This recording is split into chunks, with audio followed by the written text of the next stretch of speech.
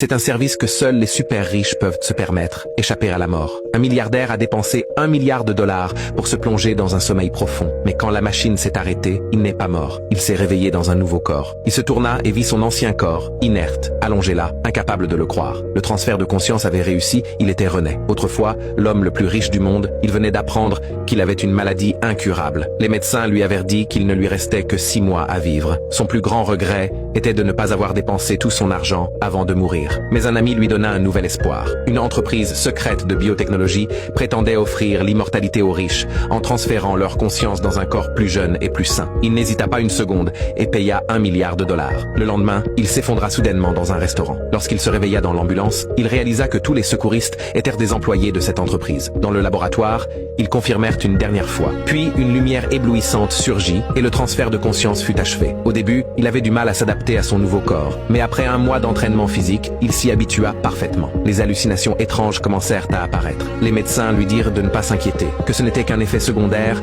et que cela disparaîtrait avec les médicaments. Il n'y prêta pas attention, jusqu'au jour où il vit sa fille publier son avis de décès. Ce moment-là, il laissa complètement le passé derrière lui. L'entreprise lui donna une nouvelle identité, une voiture de luxe et une villa somptueuse. Mais tout cela lui importait peu. Ce qu'il voulait, c'était ressentir à nouveau la vie. Il commença à s'entraîner sans arrêt, faisant de l'exercice 24 heures sur 24, sans jamais se sentir fatigué. Cependant, un jour, juste avant de prendre ses médicaments, sa petite amie détourna son attention. Quelques minutes plus tard, il s'effondra à cause d'une douleur intense à la tête. Des hallucinations de plus en plus vivantes envahirent son esprit. Ses souvenirs qui ne lui appartenaient pas semblaient si réels. Il se précipita chez le médecin, mais ils réduisirent tout ça à des hallucinations. La beauté de ses rêves n'était qu'une personne imaginée. Mais ce qui était étrange, c'est qu'il n'avait jamais mentionné que la beauté était d'origine latine, et cela commença à le faire douter. De retour chez lui, il suivit les indices de ses rêves et se rendit dans une petite ville. Ce qu'il découvrit le laissa sans voix. Dans une maison, il aperçut une photo de famille.